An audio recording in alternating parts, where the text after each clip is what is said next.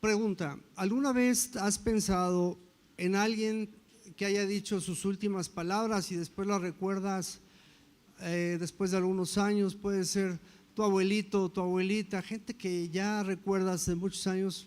Alguien más que un servidor recuerda algunas palabras, ¿verdad? De algún ser querido, de algún… Hoy vamos a terminar con esta miniserie que he estado predicando acerca del apóstol Pedro, una miniserie que hemos preparado para esto, y estas son las últimas palabras de Pedro. Para ponernos en contexto, me gustaría que tú recuerdas algo que te haya impactado en la vida de Pedro. ¿Alguien por acá? La vida de Pedro, ¿alguien sabe de los pasajes más representativos, algo que haya impactado su vida? El amor que tenía por Cristo, claro, pero algún acontecimiento. Reconoció a Jesús como el Mesías. Sí, es Pedro quien lo hizo esto. ¿Alguien más acá? Algo así como que caminó sobre el mar, ¿no se les hace algo importante? Pescador de hombres. ¿Alguien recuerda una oreja caída por ahí? ¿Sí? La verdad es que Pedro era un hombre con carácter, era un hombre de carácter, ¿sí? Lo alcanzamos a percibir en muchas de las escenas. Pedro, cuando aprenden a Jesús, saca la espada y le corta la oreja a uno de los guardias. Pedro caminó sobre el mar, él tuvo el valor de decir, si tú puedes caminar, yo puedo también. Todo esto es Pedro y mucho más. Negó a Cristo, sí, y luego Cristo concilia esa parte con él, y Pedro en sí es un elemento, es un apóstol de Jesús muy importante y trascendente en la vida cristiana, en la iglesia de Jesucristo. ¿Están conmigo ahí? Ese es el contexto. Estas son sus últimas palabras. Él mismo lo declara en esta segunda carta que escribe, que son cartas muy pequeñas. De Pedro no tenemos mucha escritura, solo esto, primera y segunda carta de Pedro. Esto es lo que tenemos de Pedro, pero es suficiente porque es muy importante.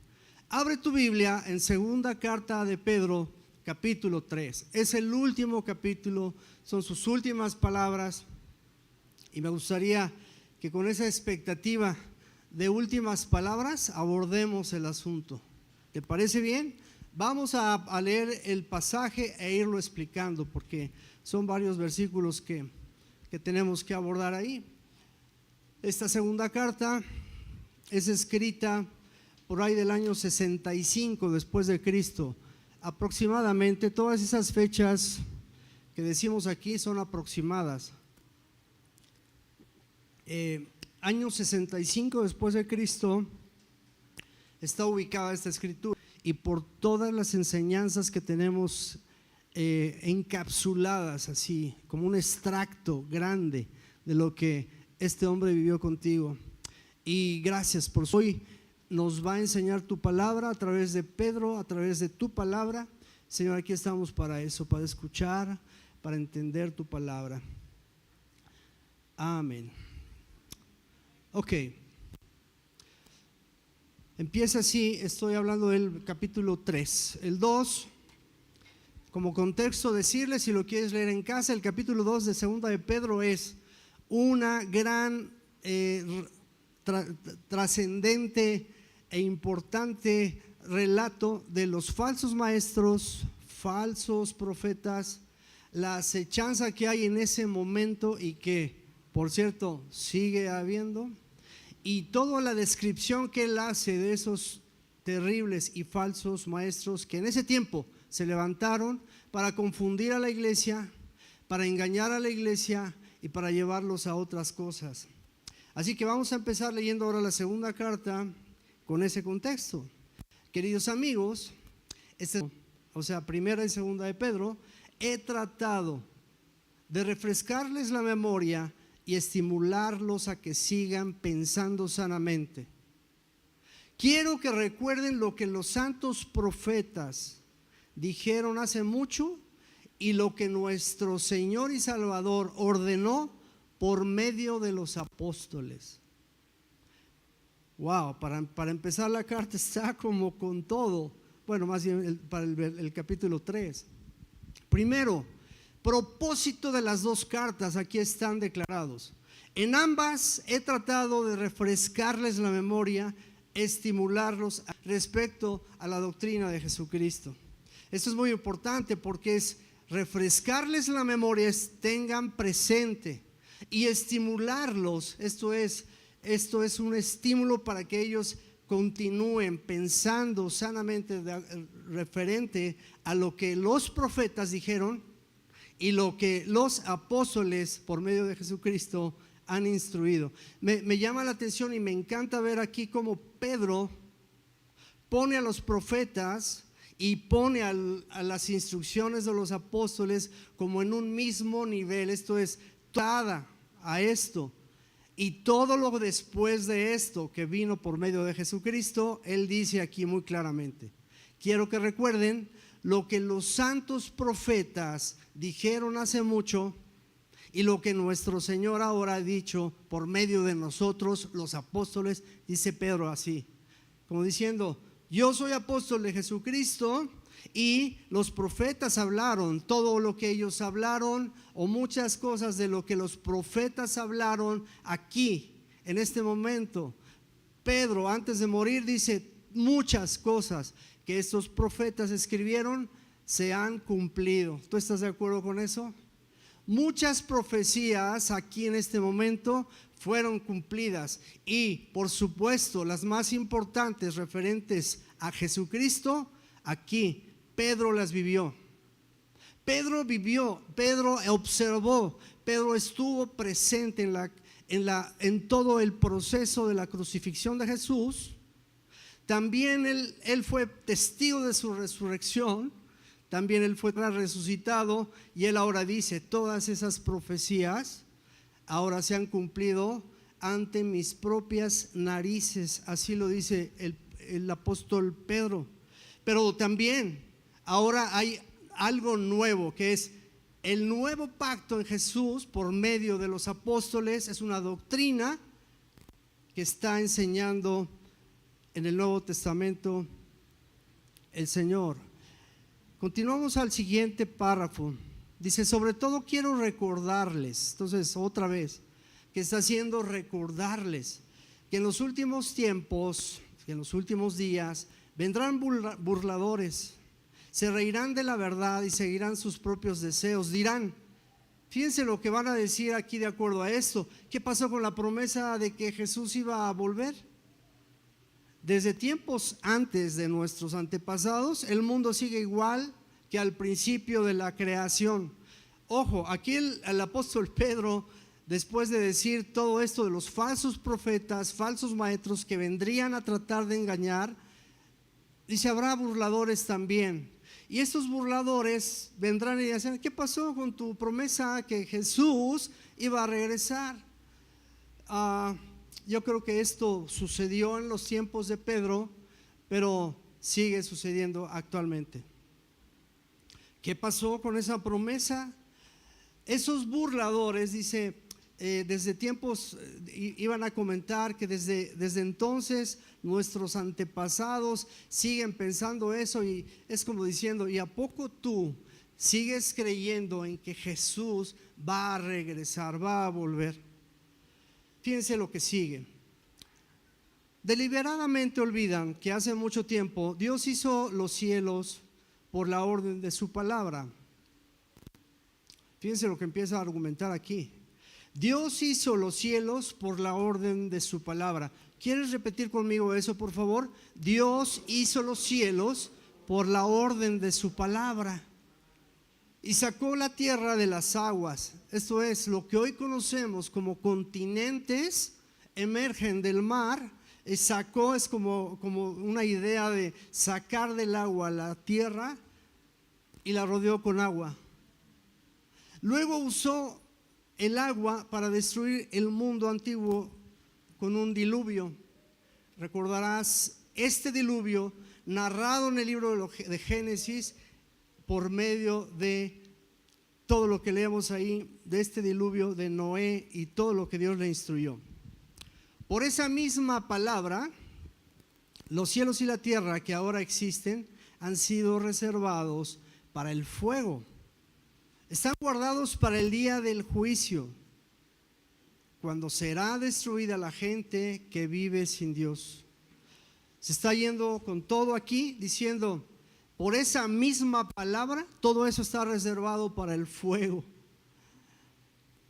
Sin embargo, queridos amigos, dice aquí en el 8 y 9, sin embargo, queridos amigos, hay algo que no deben de olvidar.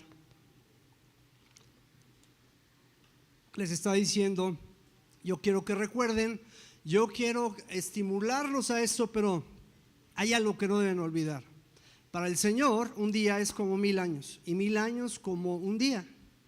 En realidad, no es que el Señor sea lento para cumplir su promesa, como algunos piensan, al contrario. Vuelvo a leer esa parte. Queridos amigos, quiero que no olviden, porque esto es importante hoy aquí.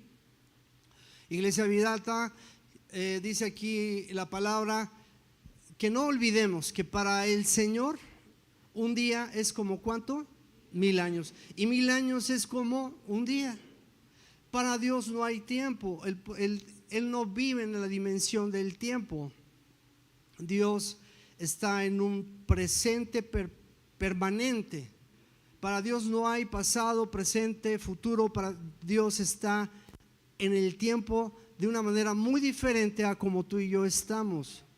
El Señor dice, un día es como 1000 años, 1000 como un día. En realidad, no es que el Señor sea lento, es decir, ya te tardaste, ¿por qué te has tardado? No es que sea lento para cumplir su promesa. Él es paciente. Y dice esto así, Él es paciente por amor ¿a quién? A ustedes. No quiere que nadie sea destruido, quiere que todos se arrepientan. Esto es muy importante, esto es, el Señor no retarda su promesa, dice la Reina Valera, como algunos piensan, más bien Él es paciente para que muchos de los que no han procedido al arrepentimiento se apresuren a eso, se arrepientan. El Evangelio es un mensaje de arrepentimiento. Esto es, arrepentirse es vas hacia una dirección y tienes en un arrepentimiento que dar la vuelta y ir hacia donde Dios te llama a ir. Arrepentirse es no dar en el blanco constantemente, estar siendo equivocados en dar en el blanco, que es el pecado como tal, y regresar a Jesús. Eso es lo que el apóstol Pedro aquí está diciendo. Él no es que se esté tardando porque pues está muy lento, no, Él es paciente. Él no quiere destruirlos. Y como referencia Él ha hablado del diluvio y ha hablado de lo que vendrá con la destrucción de todo esto por medio del fuego. Versículo 10, y este es súper importante, me gustaría que lo leyeran conmigo. ¿Quieren leer conmigo? Sí. Dice así, segunda de Pedro 3:10, pero el día del Señor vendrá como ladrón en la noche, en el cual los cielos pasarán con grande estruendo y los elementos ardiendo serán deshechos y la tierra y las obras que en ella hay serán quemadas. Pero el día del Señor vendrá, dice el apóstol Pedro aquí en este versículo 10. Y ese es el primer punto a tratar en esta tarde. El día del Señor vendrá, y casi en todo lo que vemos en la Escritura relacionado al día del Señor es el día de su regreso. El día del Señor vendrá. Ese es un hecho que nos guste o no, a los que no nos guste o no nos guste, es un hecho real. Yo te preguntaría, las promesas de Jesús que vemos más bien las profecías de Jesús que vemos en el Antiguo Testamento, ¿han sido cumplidas?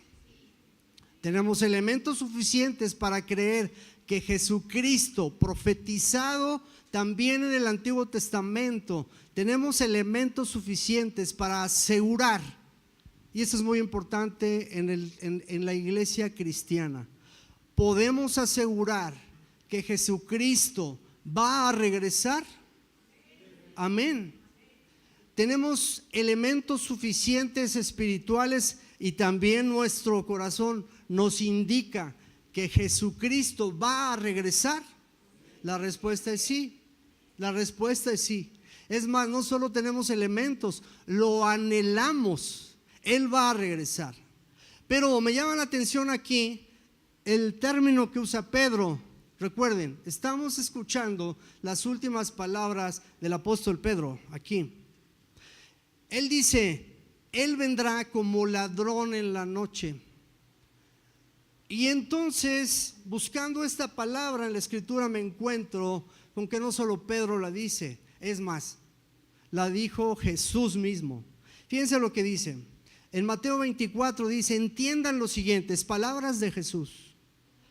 Si el dueño de una casa supiera exactamente a qué hora viene un ladrón, se mantendría alerta y no dejaría que asaltara su casa. Ustedes también deben estar preparados todo el tiempo, porque el Hijo del Hombre vendrá cuando menos lo esperen. Jesús mismo dice, como ladrón en la noche, esto es, y obviamente Jesús está diciendo, si tú fueras el padre de familia y supieras que hoy te van a asaltar, pues obviamente te previenes, ¿verdad? Pero el día y la hora nadie la sabe. Eso es, el regreso de Jesucristo es algo inminente, no es algo que esté dependiendo de nada. Jesucristo va a regresar. Y Pedro lo dice con toda claridad, pero el día del Señor vendrá. Esto en el contexto de que está diciendo antes que vendrían burladores y dirían, oye, tú todavía sigues creyendo de esto que Él dijo que regresaría cuando ascendió al cielo. ¿De verdad estás así? Y hoy día eso está sucediendo. Hoy día la gente todavía está dudando de esto. Pensará, ya se tardó, Él ya se quedó por allá, Él ya no va a regresar. ¿Sabes? El Señor Jesús va a regresar tal cual como lo dijeron los ángeles que estaban ahí. Cristo está ascendiendo al cielo, Él ya está resucitado, todas las miradas están en el cielo porque Él se empieza a elevar y dos varones que están aquí al lado, que son ángeles, les dicen, ¿qué están mirando al cielo? Así como lo ven irse, de la misma manera regresará. Iglesia Vida Alta, ¿tú crees que Él va a regresar de esa manera? Yo también. Fíjense lo que dice también el apóstol Pablo en la carta que escribe a los tesalonicenses. Ahora bien, amados hermanos, con respecto a cómo y cuándo sucederá todo esto, en realidad no es necesario que se los escribamos, o sea, como si ustedes ya lo saben, pues ustedes saben muy bien que el día de regreso del Señor llegará inesperadamente como un ladrón en la noche. También el apóstol Pablo hace referencia a las palabras de Jesús. Jesús dijo, yo voy a llegar, yo voy a regresar inesperadamente, yo voy a regresar. Estén preparados. Ahora bien, el libro de Apocalipsis, que es la revelación también en Apocalipsis 16, dice, miren, yo vendré como un ladrón cuando nadie lo espere. Benditos son todos los que me esperan y tienen su ropa lista para no tener que andar desnudos y avergonzados. Esto lo dice Apocalipsis. El libro de Hebreos también dice, y así como cada persona está destinada a morir una sola vez, ¿tú crees en eso? ¿Una sola vez? ¿O crees en que vamos a reencarnar? Que esa es también una falsa doctrina. Reencarnación, esto es, yo puedo reencarnar en otra persona o inclusive en un animal. Eso, por supuesto, la Biblia lo rechaza totalmente. Así como cada persona está destinada a morir una sola vez y después vendrá el juicio, así también Cristo fue ofrecido una sola vez y para siempre a fin de quitar los pecados de muchas personas.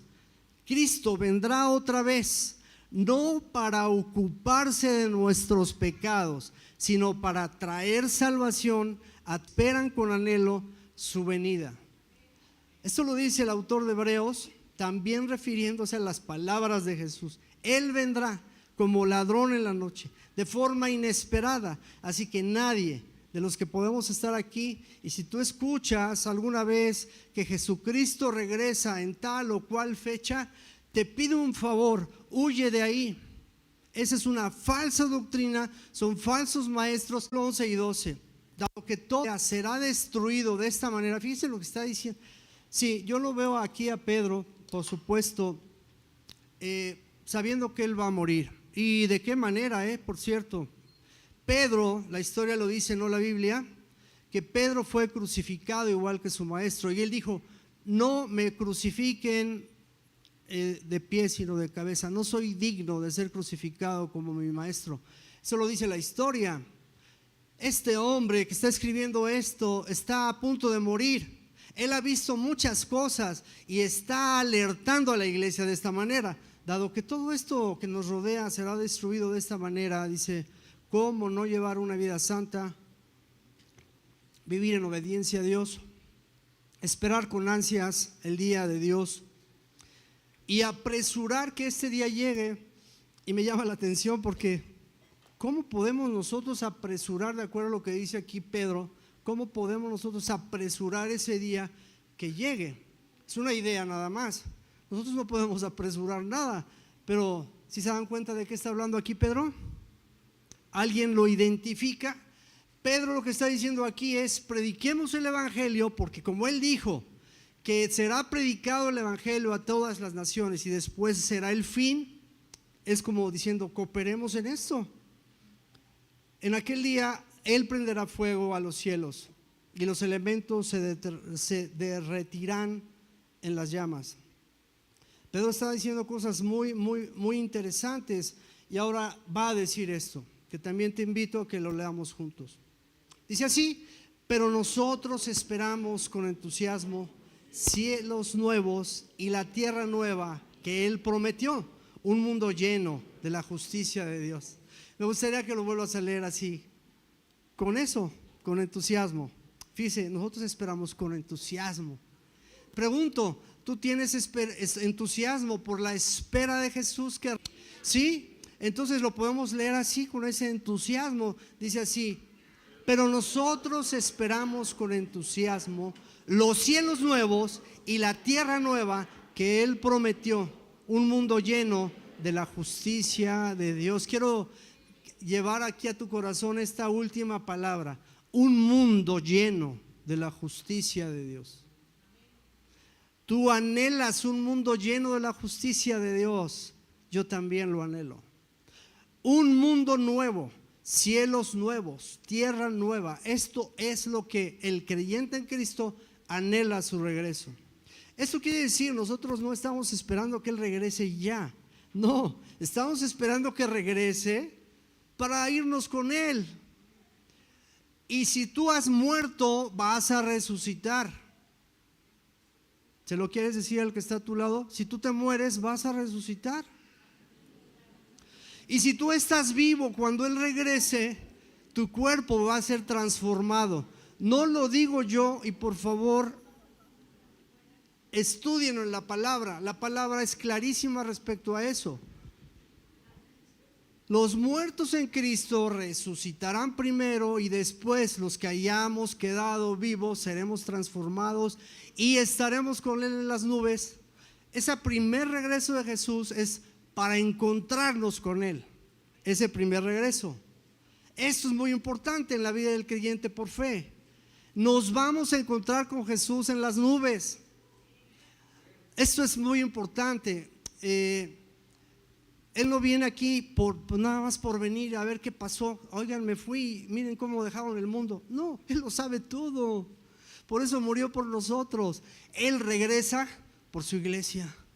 ¿Cuántos miles de millones de creyentes en Cristo? miles, millones. Nos encontraremos con Él en las nubes. Así que nosotros esperamos con entusiasmo. Y esto sí es una actitud. Creo que es importante visualizar cielos nuevos, tierra nueva. Y si esto no nos da entusiasmo, pues entonces no sé qué nos podría dar entusiasmo. Fíjense lo que dice Pablo a los tesalonicenses. Él está hablándole a los tesalonicenses diciéndole: oigan, tengo buenas noticias de ustedes. Me han dicho de ustedes cosas muy buenas, pero dice en el 1:10, también comentan cómo ustedes esperan con ansias la venida desde el cielo del Hijo de Dios. Esto fue escrito hace 2000 años, poquito menos. Y ellos ya estaban esperando con ansias. Pablo les dice: oigan, híjole, me encantó saber de ustedes que esperan con ansias la venida desde el cielo del Hijo de Dios, Jesús, a quien Dios levantó de los muertos. Él es quien nos rescató de los horrores del juicio venidero.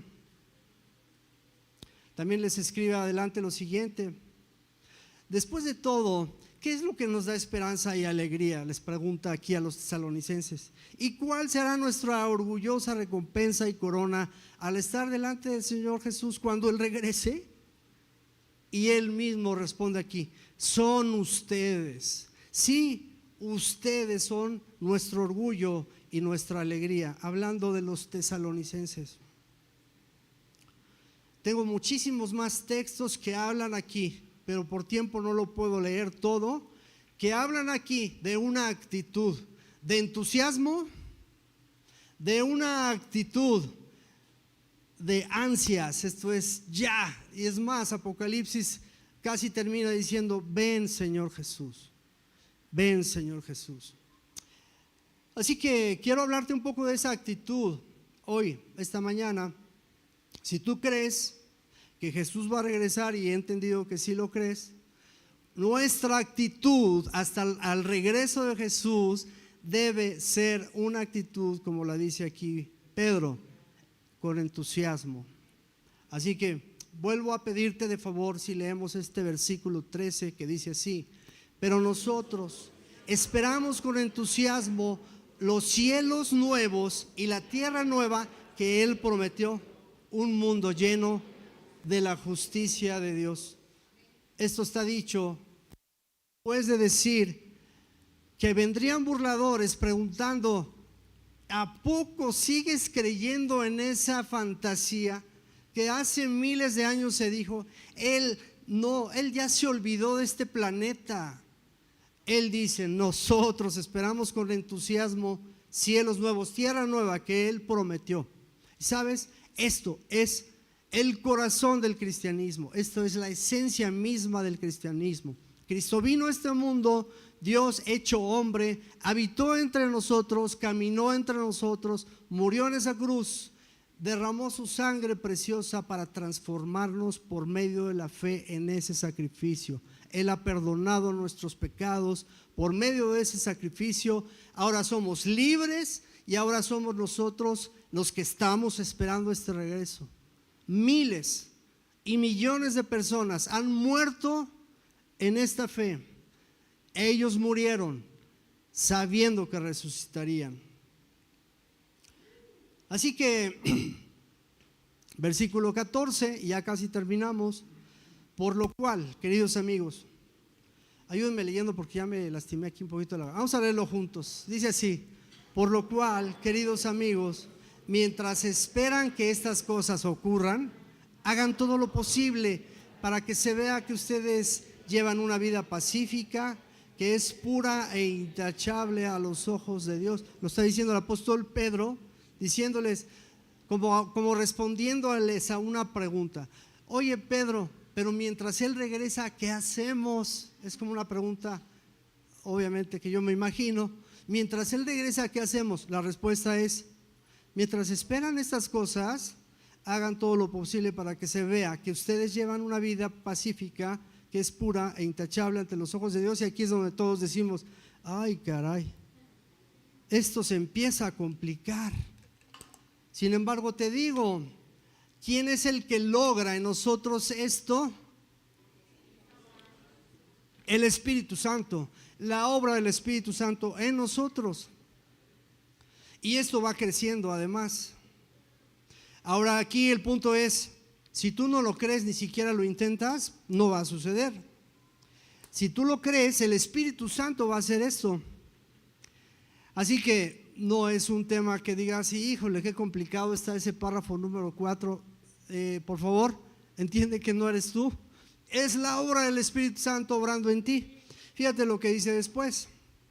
Y recuerden que la paciencia de nuestro Señor da tiempo para que la gente sea salva. Esto quiere decir, oigan, recuerden, ¿qué más hacemos, Pablo? Mientras eso regresa, mientras Cristo regresa, ¿qué más podemos hacer? La respuesta es, apelando a la paciencia de nuestro Señor, nos da tiempo para que la gente sea salva. Y aquí está tu servidor, justo ahí, en la paciencia del Señor, ahí está tu servidor, entrando ahí. Yo no me imaginé en mi vida poder tener una familia, una esposa, mis hijos que aquí están. Me falta uno, pero se fue en la mañana, se regresó a México. Jamás me imaginé. Pero fue su gracia la que me rescató. Fue su gracia la que me alcanzó. Yo negaba rotundamente esta creencia y aquí estoy para decirte, estaba yo equivocado. Yo negué esto de que Él no puede tener, ni siquiera yo podría ser perdonado. Y aquí estoy testificándote lo que Él hizo en mí. Y luego aquí Pedro, hace mención de Pablo. Dice, esto es lo que nuestro amado hermano Pablo también les escribió con la sabiduría que Dios le dio. Al tratar estos temas, dice en todas sus cartas. O sea, es Pedro diciendo, oigan, por cierto, también Pablo, nuestro hermano, les escribió con toda sabiduría para recordarles estas cosas. Y luego dice, algunos de sus comentarios son difíciles de entender. Me encanta ver a Pedro diciendo esto de Pablo, porque yo también lo he dicho. Es difícil entender las cartas del apóstol Pablo, sí. Pedro, yo me identifico con Pedro aquí. Dice, estos comentarios son difíciles, pero dice, y los que son ignorantes e inestables han tergiversado sus cartas para que signifiquen algo muy diferente. Así como lo hacen con otras partes de la Escritura, esto resultará en su propia destrucción. Sigue argumentando, queridos amigos, estamos por terminar, Ustedes ya saben estas cosas, así que manténganse en guardia. Creo que será muy bueno que pudieras leer con esto con toda sinceridad. Si tú ya sabes de estas cosas, si tú ya las has recibido, la indicación aquí es clara, manténganse en guardia. Por favor, ¿qué dice la palabra manténganse en guardia a tu mente ahora? ¿En qué situaciones tú te mantienes en guardia? ¿Alguien de aquí? Es que les falta un ventilador para que se... Mantenerse en guardia, ¿como para qué? ¿En qué escenas del mundo? Cuando hay peligro. Mantente en guardia cuando hay peligro. De este lado, mantente en guardia cuando hay tentación. Mantente en guardia de este lado. Pelea del Canelo, ¿verdad? Oh, bueno, ni yo. Mantente en guardia, esto es, hay un contrincante, hay alguien hay alguien que está tratando de quitarte esta verdad de tu corazón. Esa persona se llama Satanás.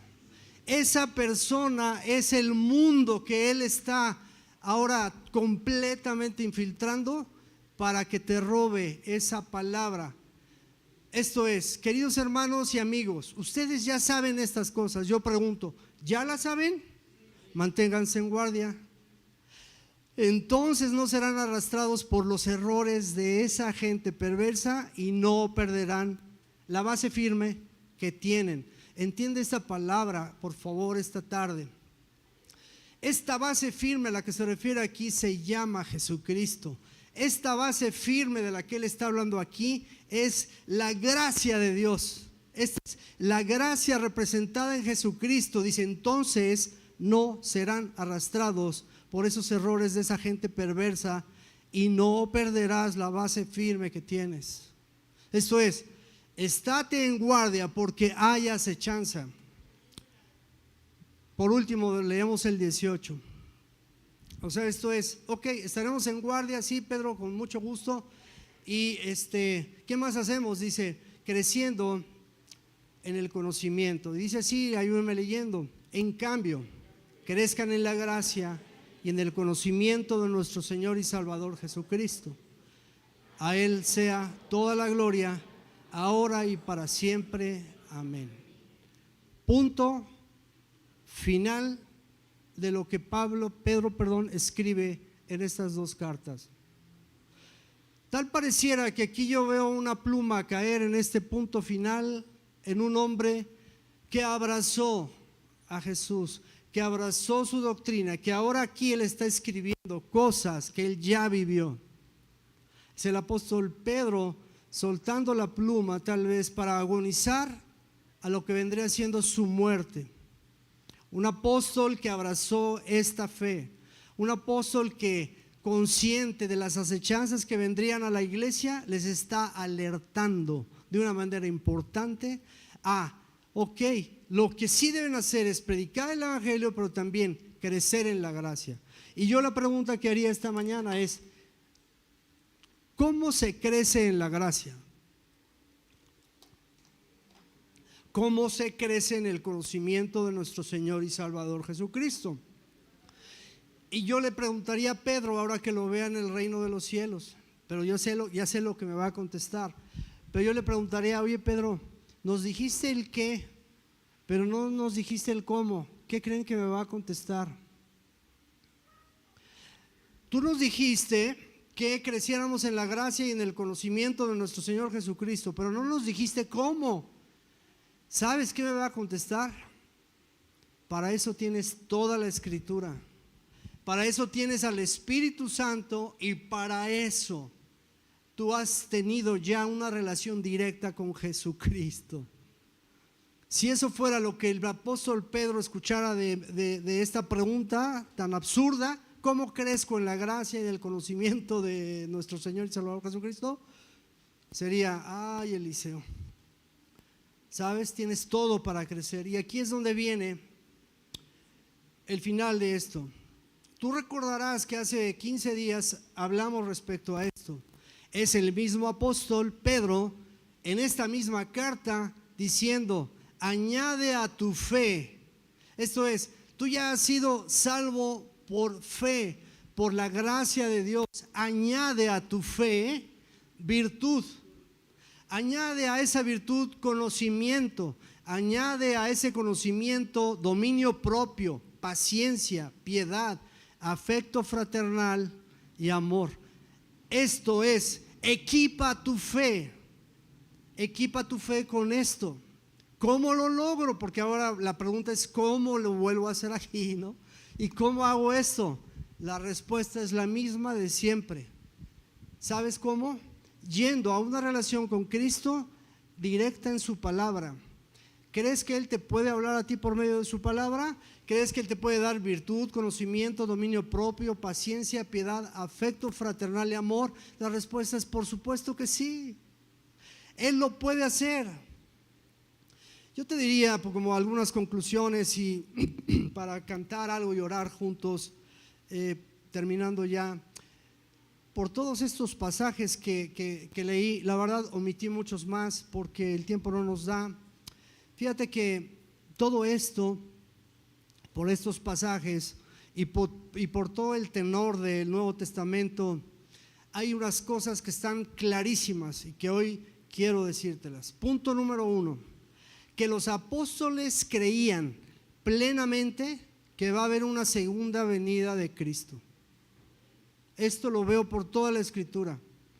Y esto no solo ellos lo creían, sino aquí lo creemos nosotros. Es importantísimo esto, esperar el regreso de Jesucristo. Punto número 2, fíjate bien, y lo veo por todo el Nuevo Testamento y también en las palabras que he leído, que este regreso de Jesús será personal. ¿Cómo será? Lo vamos a ver. Este regreso será personal, visible y vendría a ser algo muy glorioso. Características de ese regreso: Él regresa personalmente. No hay un enviado aquí. No es como Jesús ya está viejito, ya se cansó, va a mandar un enviado especial. Qué absurdo, ¿verdad? Jesús regresa personalmente, visiblemente, y va a ser algo glorioso lo que vamos a presenciar. 3, que mantenían ellos constantemente este acontecimiento en sus mentes, lo recordaban al pueblo, los motivaban a la paciencia, constancia, gozo y santidad. Te vuelvo a leer esto. En todo el Nuevo Testamento vemos a Pablo, a Pedro y a Juan incitando, exhortando a la iglesia a ser constantes, mantenerse en paciencia, constancia, gozo y santidad, buscando esas cosas. 4, queda por supuesto evidente que los apóstoles creían en la segunda venida de Jesucristo y que esto vendría acompañado por una resurrección general. Escúchalo bien, resurrección general, el juicio final y el fin del mundo. Y por todas las escrituras lo hemos leído.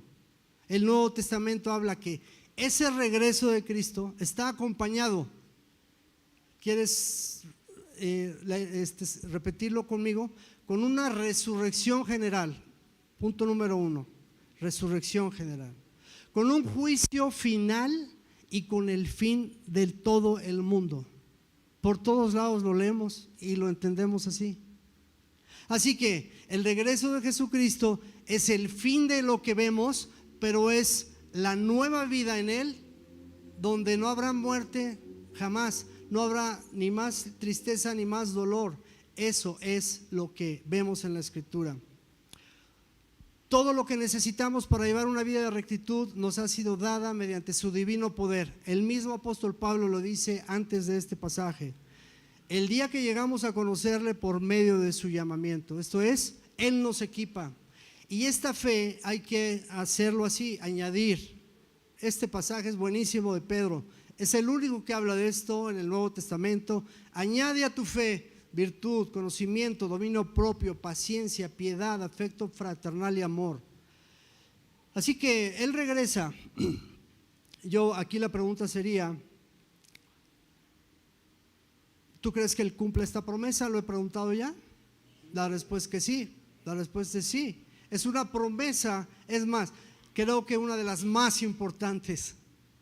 Él regresa, su promesa va a ser cumplida, regresa por su iglesia y también cumple su promesa y la cumplirá de cielos nuevos y tierra nueva. ¿Quién dice amén a esto? También, pero mientras regresa, nos pide el apóstol Pedro, y aquí por supuesto la palabra de Dios, crecer en la gracia y en el conocimiento de Cristo. También, mientras regresa, en guardia, conservando la base firme que tenemos. Y 3, predicando el evangelio. Estas 3 cosas veo en este pasaje. Hay muchas más que podemos ver en la Biblia, pero estas 3 cosas son las cosas que podemos tener presentes esta mañana. Mientras Él regresa, crecer en la gracia y en el conocimiento de Cristo. Ahora bien, quisiera nada más aquí, ahondando un poco aquí, crecer en la gracia y en el conocimiento de nuestro Señor y Salvador Jesucristo. Habla por supuesto de un crecimiento espiritual, es un crecimiento en la fe. Cuando recibimos a Cristo como nuestro Señor y Salvador, nacemos de nuevo espiritualmente y nacemos en la familia de Dios. Un bebé recién nacido necesita alimento, necesita leche. También el bebé en Cristo, el nacido de nuevo, necesita leche, necesita alimento espiritual. Lo dice Pedro también en la primera carta: desead como niños recién nacidos la leche espiritual no adulterada, para que por ella crezcáis para salvación, si es que habéis gustado de la benignidad del Señor. Para que por ella, ¿por medio de qué? Por medio de su palabra. Esta leche espiritual es la palabra de Dios, para que por medio de ella crezcamos. Así que también Pablo le dice a los corintios, de repente hace una observación y viendo un problema en los corintios les dice: oigan, ustedes, yo no les puedo hablar todavía, o no les puedo dar carne porque son bebés, les tengo que dar leche todavía, como diciendo, y les dice: ustedes deberían ya ser maestros de la palabra. Es como diciendo, el tiempo ha pasado y ustedes siguen con leche. Es una amonestación a los corintios diciéndoles: el crecimiento del creyente es importante. Así que aquí concluiríamos diciendo: ¿en qué consiste la dieta espiritual del creyente en Cristo? Tal vez tú hoy en tu edad, por lo que haces, a lo mejor haces mucho ejercicio y tienes una dieta específica para eso, ¿verdad? La dieta del creyente en Cristo, ¿cuál creen que debería de ser? ¿De este lado? La palabra de Dios. ¿De este lado? La oración, la comunión unos con otros, la iglesia como tal es parte. Esta reunión es parte, pero tu relación íntima con Dios, tu crecimiento íntimo con Él, tiene que ver con una relación tú personal con Él a través de su palabra. Así que Él regresa y lo hace pronto. Yo estoy convencido que Él va a regresar pronto. Y tú me dirías: Pedro también lo dijo, Pablo también lo dijo hace 2000 años. Solo que hay una cosa importante: muchas señales, muchas cosas profetizadas para los últimos tiempos, hoy las empezamos a visualizar, clarísimas. Cristo viene otra vez, y eso debe ser no un acto de terror o de miedo, por ningún motivo. Cristo viene por su iglesia. Él nos va a llevar con Él, tendremos una vida nueva en Él. Este cuerpo va a ser transformado, vamos a tener un cuerpo nuevo. Ayer platicábamos un poco ahí en la casa, en la familia, respecto a si nos iríamos a conocer en el reino de los cielos. Tal vez sí. La palabra tiene mucho más de sí, de que no, aunque no es contundente. Tal vez nos iremos a reconocer, tal vez estaremos recordando algunas cosas tal vez de acá, pero lo más importante es: reconoceremos al Cordero de Dios que vino hace más de 2000 años a morir aquí por ti, por mí. ¿Te gustaría terminar dándole gracias a Dios por esto? ¿Te gustaría, si nos ponemos de pie y podemos orar diciendo: Señor, como dice Apocalipsis, ven Señor Jesús? El Señor Jesús regresa. Es Pedro diciendo esto en sus últimas palabras: como ladrón en la noche, Él regresa. Esto es, no sabemos el día, no sabemos la hora, pero Él va a regresar. Tenemos que estar expectantes de eso, pero con una actitud pues de regocijo, no de temor, es de regocijo. Si el grupo de alabanza pudiera pasar, cantamos una alabanza y oramos juntos. Tal vez ahí a tu lado hay alguien a quien tú invitaste, amas, o es un amigo, amiga.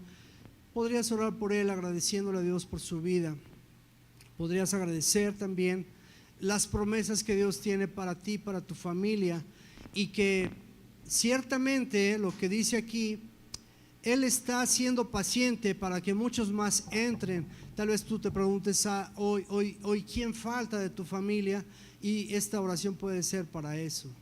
Padre, te damos gracias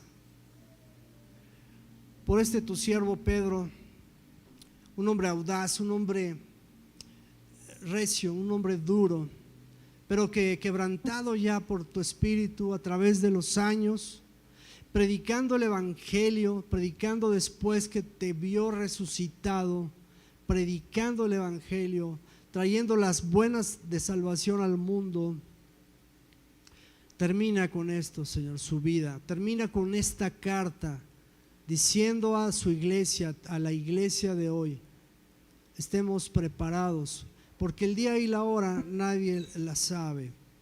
Padre, te queremos dar gracias por haber enviado a tu Hijo Jesucristo y por la promesa maravillosa que abrazamos de ese regreso. Gracias, Dios, porque lo vemos en tu palabra claro por todos lados, tu regreso. Vemos que tú regresas por tu iglesia, una iglesia que dice tu palabra sin mancha, sin arruga, que estaremos presentados delante de ti y una vida eterna junto contigo, Padre. Gracias por miles y miles de millones de personas sobre este planeta que han creído en este mensaje. Gracias, Jesús, gracias por haber dado tu vida y anhelamos, Señor, tu regreso. Gracias, Padre, en el nombre de Jesús. Oramos, Dios, por las personas que aún faltan de entrar a esta familia, Dios, que tú estás formando. Esas personas que faltan por entrar, llámalas con lazos de amor, tráelas para que escuchen el evangelio y envíanos, Señor, a predicar el evangelio a esas personas. Aquí están nuestras familias, Señor. Aquí están nuestros hijos, nuestras hijas, nuestras familias, Padre. Pero si alguno falta aquí, Señor, te pedimos que tú lo traigas, Padre. Tú lo incluyas por medio del evangelio. Oramos que tú seas, Señor, exaltado en todo esto, Padre. Esperamos tu venida, Padre, y anhelamos que eso sea, Señor. Y si no lo vemos en esta vida,